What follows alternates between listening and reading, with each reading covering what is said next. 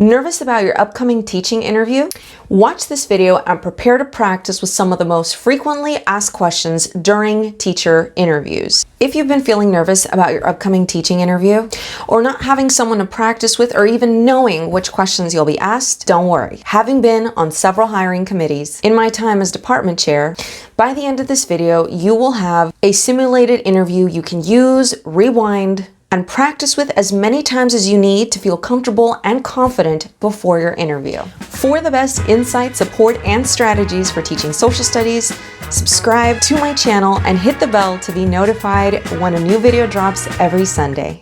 If you're new to this channel, hi, I'm Cecilia Temes, and I've been an educator for over a decade. And for the past 5 years, I have helped fellow history teachers by offering support, resources, and solutions to help them be effective educators and avoid teacher burnout. If you are a new history teacher that could benefit from the support and insight of a nurturing and helpful community, I invite you to join my free Facebook group, the History Teachers Lounge, by clicking the link down below. Also, don't forget to watch until the end of the video because I will be sharing some resources that can help you on your journey to land your dream teaching job. Before we start our teacher simulation, I highly advise that you do your homework. So what does this look like? This means go to that school's website if they have one available. That means see what programs they offer, see what courses they offer, maybe what textbooks, what curriculum they're using, any school expectations, look into the school culture, find out who the administrative team is. In other words, be informed. In my experience, being part of a hiring committee, I've noticed that this goes a long way for candidates because they look like, one, they have initiative, and two, they are very much interested in being a part of this school community. So don't forget to do your homework. And finally, I think this goes without mentioning, but you want to make sure that you stride into that interview with a confidence mindset. Don't forget, even if you are a brand new teacher, you have skills that that campus needs. Even if you've never taught before, you need to remember that the school needs you in order to instruct its students. So you gotta roll in with that confidence. Hello and welcome. I'm Principal Temes, and this is Administrator A, Administrator B. You've met Administrator C, and today we are going to be conducting your interview. Are there any questions that you might have before we begin? Okay, then this is how the interview will go. I'm going to go ahead and we will take turns asking you a series of questions, and just please answer to the best of your abilities. Let me go ahead and provide you possibly a copy of the interview questions so you can take your time and reflect on your responses. Do you have any documentation for me? Okay, I'll go ahead and take a look at that. Thank you.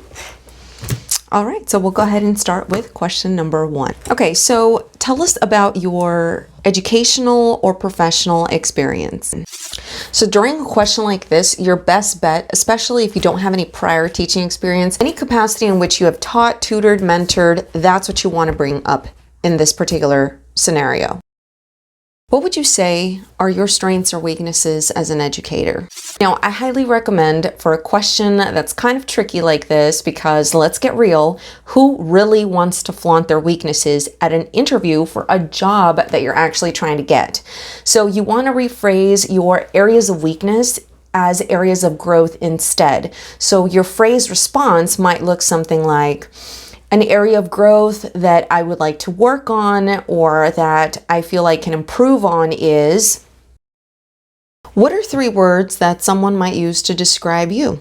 Now, please note, I'm not trying to persuade you to be dishonest. You want to be honest about what words actually reflect your personality, but if at all possible, you want to choose adjectives that actually align to qualities that are seen as desirable in teachers. Organized or detail-oriented. Well, think back to your own teachers and think of the qualities that made them stellar teachers in your opinion. Now tell us, how would you embed SEL into your teaching? For this particular question, I highly recommend you check out my video on teaching SEL type lessons and activities, and I'll go ahead and link that right up here and down below so you can check that out after this video is over. So let's check in. At this point, which of these questions do you feel most confident in answering? Comment below and let me know. As you know, as teachers, we want to make sure that our students are progressing adequately. So I wanted to ask you, how do you check for your students' understanding, and how do you ensure that they're both being challenged and supported? Now, for a topic like this, there are several things that you may want to mention or reference. I would think about referencing the IEP or instructional education plans of each student, how you would look through that and ensure that their personal needs and supports are being incorporated in your instruction. You might also consider implying that you would also provide a variety of different learning options for more advanced learners where it's very student-centered, student-led. And you might also consider mentioning something dealing with engagement. For example, educational learning games where students get an opportunity to demonstrate their knowledge acquisition and their comprehension of material. Now, in looking through your portfolio, I just wanted to know if you had any prior test results or assessment data to share with me. Now, this question may or may not be applicable to you if you've only student taught, or if you don't have any data for which you are the teacher of record. Don't freak out, don't worry. It typically doesn't count against you unless they already have in mind that they want an experienced teacher. But my guess is by this point in the interview, they've already figured out that you're a new teacher. And if they've looked through your folder before calling you into this interview, they are fully and completely aware that you are a new educator. So in that case, it shouldn't count against you. All right, so for this next interview question, we're going to go ahead and give you a scenario, and you'll please answer to the best of your ability. It's a busy day at school. The secretary calls you that the principal needs to speak to you during your conference period. A student approaches you that they need to talk to you about something important. However, towards the end of your prep period, a parent left a note with the front office that they need to schedule a conference with you as soon as possible. Who do you attend to first, and explain the reasoning or the sequence of how you would handle each situation and prioritize. If they ever give you any sort of scenario in which students are involved, unless they are not an educator that follows traditional, commonsensical, student-centered practices, the student always needs to be attended to first. The student is always the right answer. So tell us, why should we hire you to work here at our campus?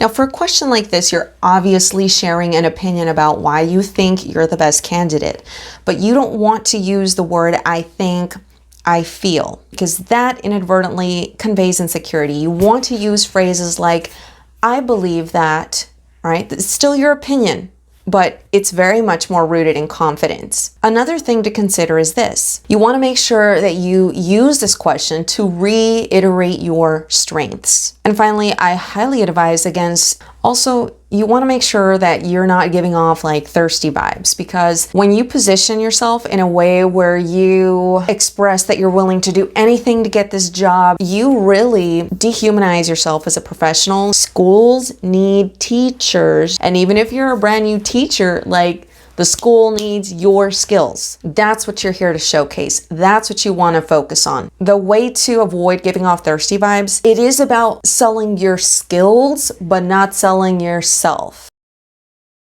Which extracurricular activities or programs would you be willing to sponsor if hired?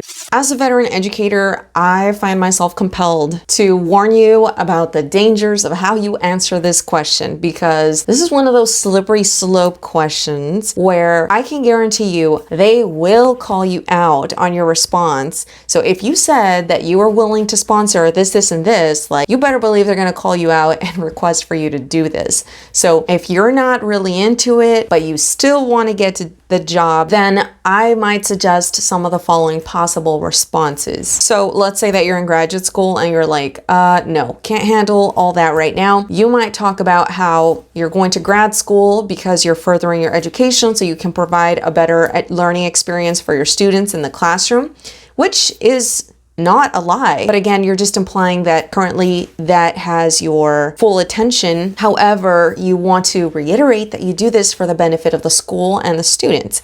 And I gotta tell you, schools love having teachers that have graduate degrees, right?